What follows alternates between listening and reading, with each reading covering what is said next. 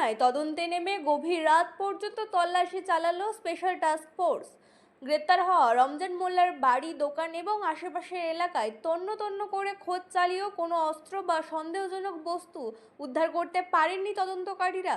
STF সূত্রে জানা গিয়েছে, গতকাল সন্দেশখালীর মণিপুর এলাকার শেখ শাহজাহানের ঘনিষ্ঠ বলে পরিচিত তৃণমূল নেতা রবিন দাস ও গোপাল দাসের বাড়ি এবং পুকুরে তল্লাশি চালিয়ে বিপুল পরিমাণে আগ্নেয়াস্ত্র ও কার্তুজ উদ্ধার করা হয়। অভিযানের সময় রবিন দাসকে খুঁজে না পাওয়া গেলেও তার ভাই গোপাল দাসকে গ্রেপ্তার করা হয়। গোপাল দাসকে জিজ্ঞাসাবাদের ভিত্তিতে আরও 3 জনকে গ্রেপ্তার করে এসটিএফ। তাদের মধ্যে অন্যতম রমজান মোল্লা। তদন্তকারীদের দাবি, রমজানকে জেরা করার সময় সারবেরিয়া বাজার এলাকায় তার দ্বিতীয় দোকানসহ দোতলা বাড়ি অভিযান চালানো হয়েছে।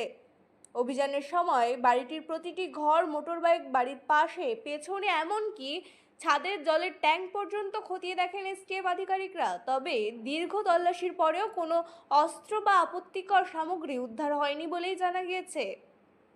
পরিবারের সদস্যদের দাবি, তদন্তে পূর্ণ সহযোগিতা করা হয়েছে। যদিও স্থানীয়দের একাংশের মধ্যে জল্পনা রয়েছে, রমজান মোল্লা গ্রেপ্তার হওয়ার পরেই বাড়িতে মজুদ থাকা কোনো অবৈধ সামগ্রী আগেই অন্যত্র সরিয়ে ফেলা হয়ে থাকতে পারে।